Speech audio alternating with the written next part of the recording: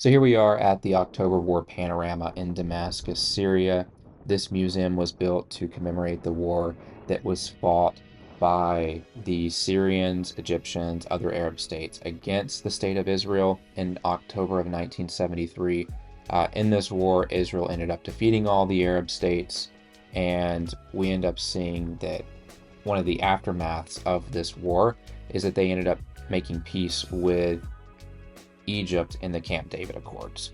So this museum here, it was built in the 90s with the help of the North Koreans. And as we walk through the exhibits in a few minutes, you'll start to see that influence of North Korea as you are looking at the carvings and just the paintings, because it just screams North Korea.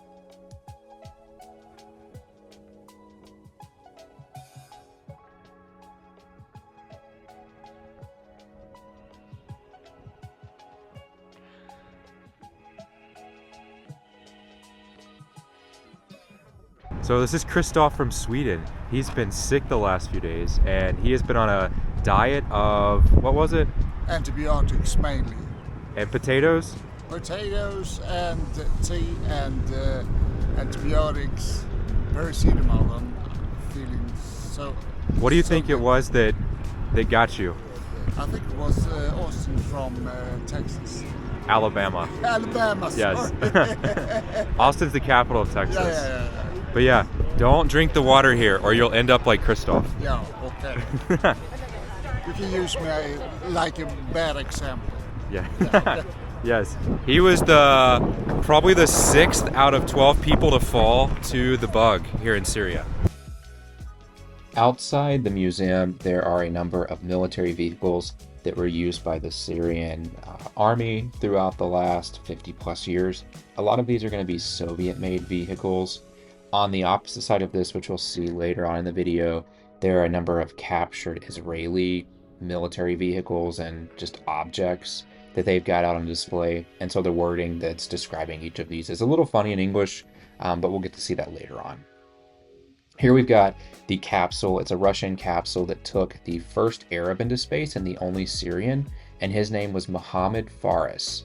And so this guy has kind of been, his name's been removed from everything here in Syria just because he joined the opposition during the civil war, and he's kind of seen as a traitor now.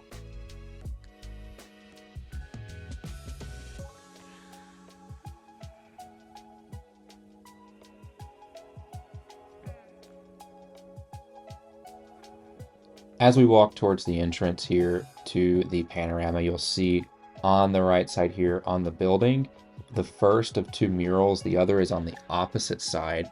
And so this was carved by a North Korean artist. And I do believe it's worth noting that these North Koreans helped design a similar museum for the same war in Egypt.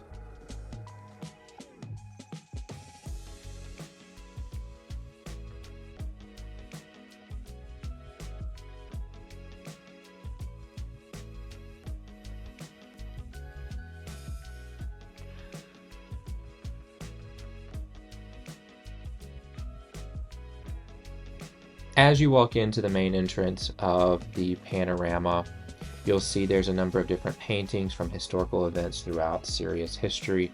This one right here is the more recent painting. I believe this one is from the October War in 1973.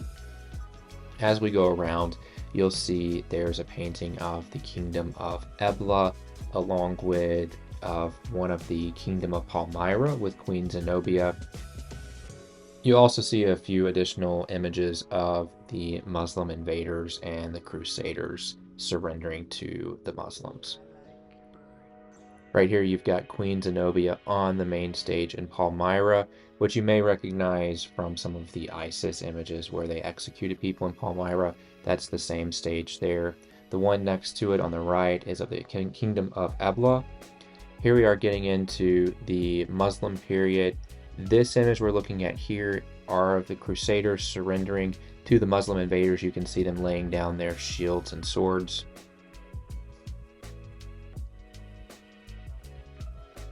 You'll notice that there's not a ton of lights as we walk through this building.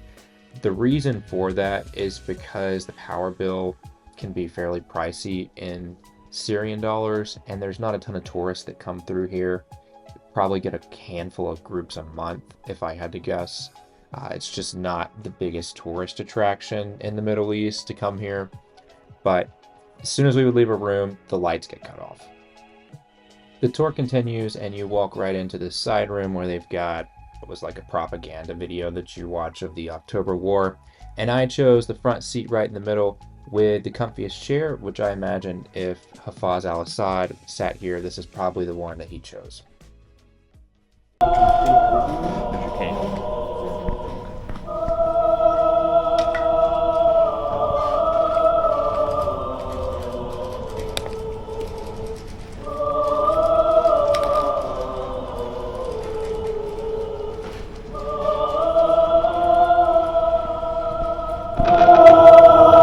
في عام 48 و900 وألف كانت فلسطين وشعبها العربي هما الضحية الأولى للمخطط الصهيوني.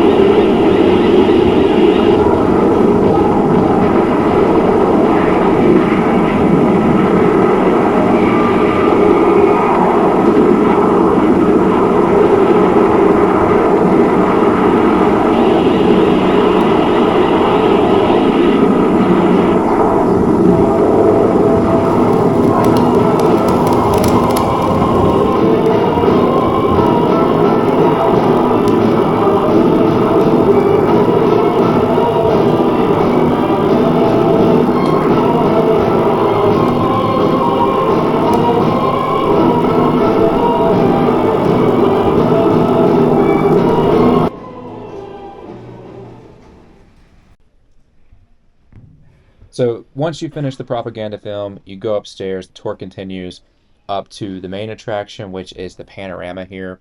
This panorama was painted by a North Korean artist, and from what we were told, it took them over a year to paint this.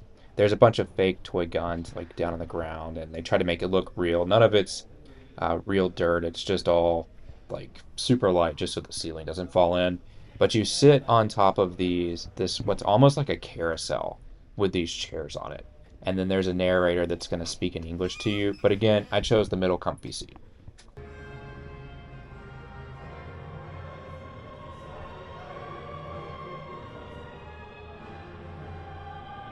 The narration for this panorama goes back and forth between English and Arabic. And it's pretty much just describing the battle for Quneitra within the Golan Heights from the Syrian perspective. And from everything that I could gather, it's really celebrating the Syrians being able to recapture a watchtower within the Golan, and then also getting back Quneitra during the peace talks to end this war.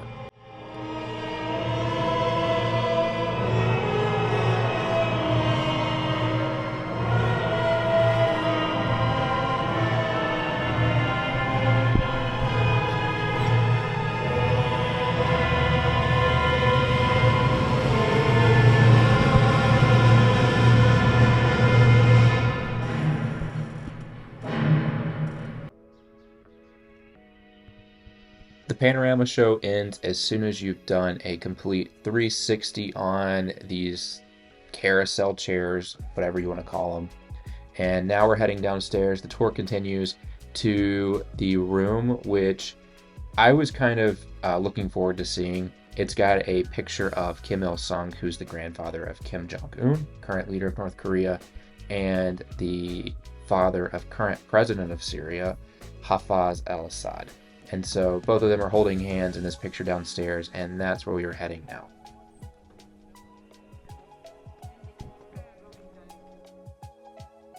So this is the last room you get to see inside of the panorama building. We've got the Assad family there that we just saw. Right in front of us, we've got the mural that was painted of Hafez al-Assad along with a number of Syrians in the background. They actually used just random Syrians off the street as examples when they were painting these faces. And so this was painted by North Koreans. And then right over the entrance to the door here, we've got a picture of Hafez al-Assad and Kim Il-sung. And we've also got the North Korean flag along with the Syrian flag by the doors.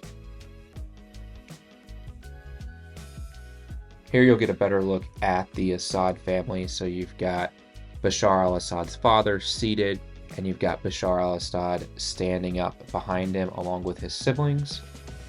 Here you've got books with Bashar al-Assad's father on them. I don't know if he actually wrote these. There was one that you can see right here, the third one on the top. It's got Bill Clinton's picture on it. I wish I knew Arabic and what these said on the covers. And then here we've got more books with Bashar al-Assad's father in them.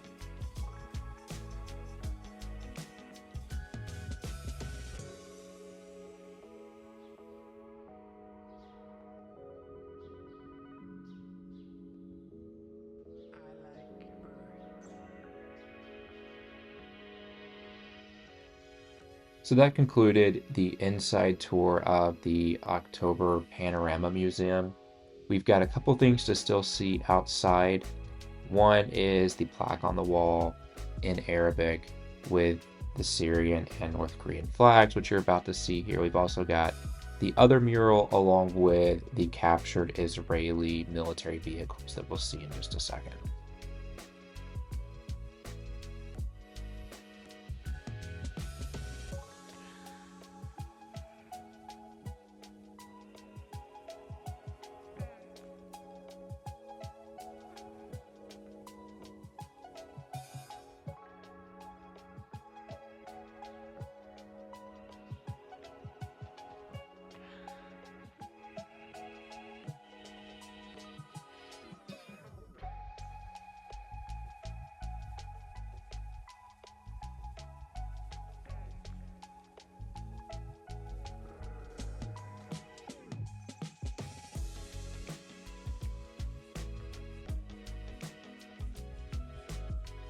The descriptions on some of these are kind of funny.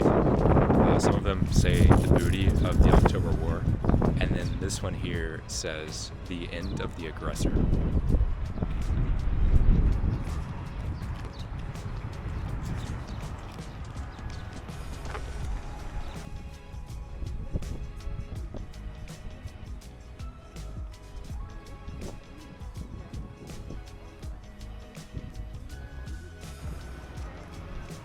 We're wrapping up our tour to the October Panorama Museum here.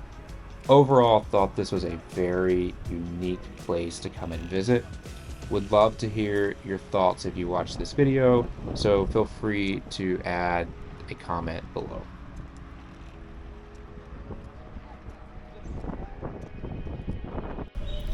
If you enjoyed this video, don't forget to hit that subscribe button down below. It helps me continue making videos just like this one. See y'all later.